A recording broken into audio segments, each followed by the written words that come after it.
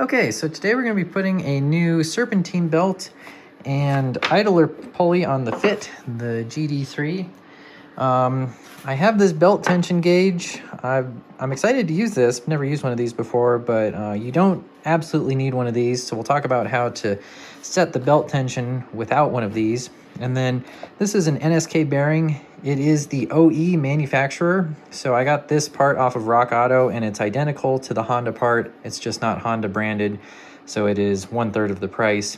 And then we're gonna go with a Gates belt today. Should be plenty good enough.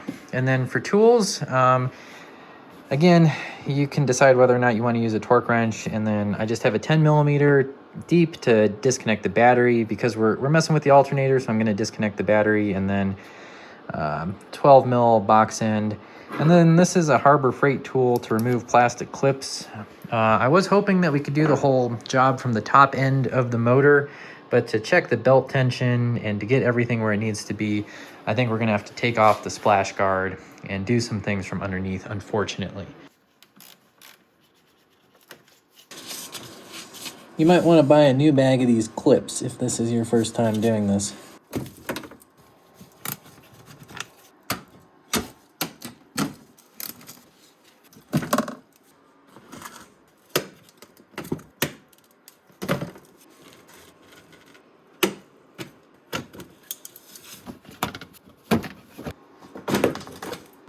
So yeah, the worst part about getting the splash shield out is definitely these little clips that go into those flimsy little boxes or whatever.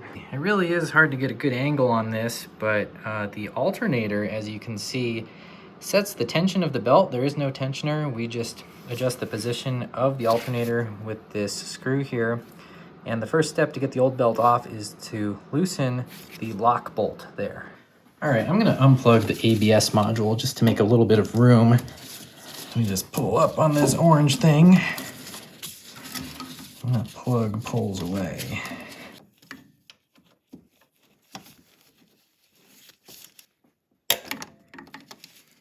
If it's really rusty in here, you might want to spray some penetrating lubricant in here. So yeah, this bolt is hard to see. You can see I got my socket on it. It's another mounting bolt we want to loosen. There's not enough clearance for this wrench I'm using. I can't get my ratchet to ratchet on that, so. All right, so here's the view from the bottom. That's our bolt end. We're just trying to loosen with the 12mm, and then we got this on an extension. All right, that should be loose enough. All right, and now finally we can loosen the adjusting bolt. The swivel head ratchet is really saving the day here today.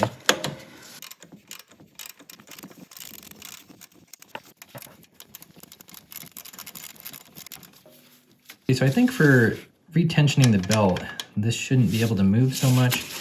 I'm just going to get this bolt finger tight so that there's less wiggle there. And I'm gonna do the same thing on the bolt that we loosened underneath the alternator.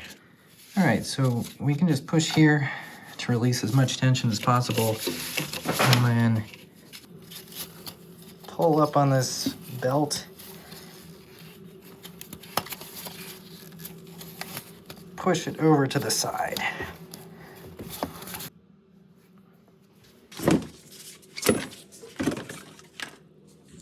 So I think this is going to be the better angle to get that pulley loose. Either way though, the access down here is not fun, but thankfully that's not too tight.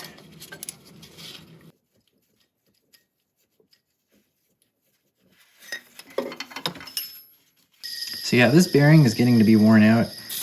It feels a little crunchy, and then there's some play in here. So realistically, it would probably be good for another 20,000-30,000 miles at least, but now I have a spare. Similarly, this belt looks totally fine. It is 20 years old and we're starting to see some cracks. Realistically, these are good for at least 150,000 miles reportedly, but this one is 20 years old, so it'll be another good spare to have. So I just tried to put this new pulley on my car like this. this here and then this piece back here. What I didn't realize is that this piece had fallen on the ground. So starting with this, that goes in the back. Then this piece, this washer, goes up front. Now we've got like the little dust cover thing.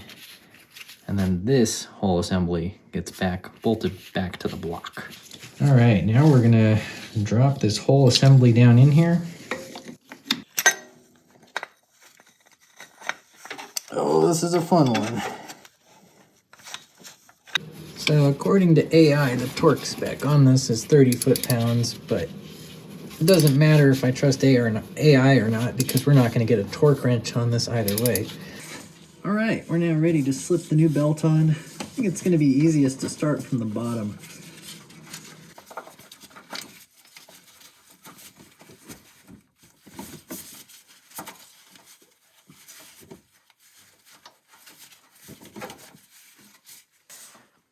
All right, so now that we've got it around the bottom pulleys,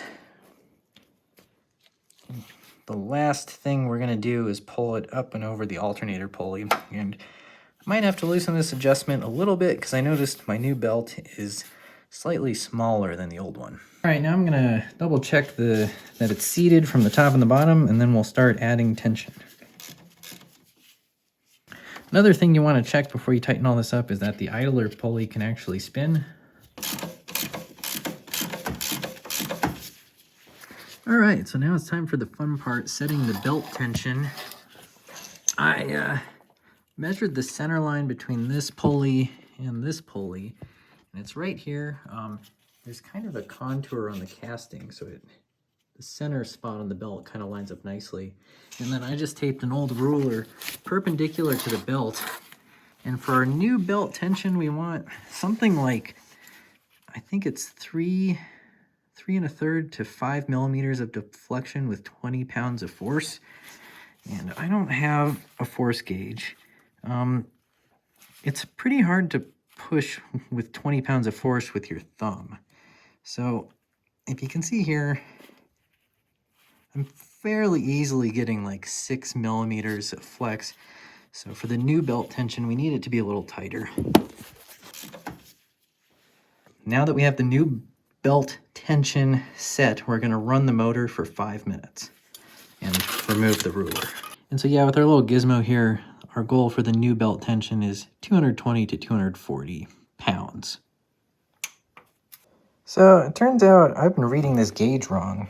It is the inside of the arm that's supposed to give you the reading, but the problem with this is that with no belt, this thing reads 220 pounds. So that can't be right. Yeah, 0 out of 10. Do not like this tool. But first, we're gonna snug up this bottom alternator bolt. I'm not gonna worry about torque specs right now. I'm just going to get it tight. And we'll snug up the lock bolt. And of course, we'll have to reconnect the ABS controller module wiring harness. And then I'm leaving the splash shield off for now, but finally we will reconnect the battery. And maybe make sure the key's not in the ignition when you do that. Oops.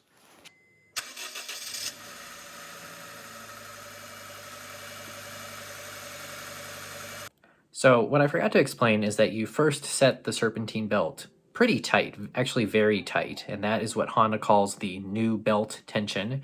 You then run the car for 5 minutes, and then you loosen the belt and set it to the used belt tension. And that kind of breaks in the belt, and then you set the tension, and because the belt is broken in, it doesn't stretch a whole lot after that, and then you don't have to worry about readjusting it later on. So this guy's gonna get 17 foot-pounds. And then the bottom bolt gets 33 foot-pounds. Don't forget to set your torque wrench to 0. So when I'm doing up the splash shield, I like to click in this guy first, and then we'll do the same on the other side, and that kind of holds everything in place.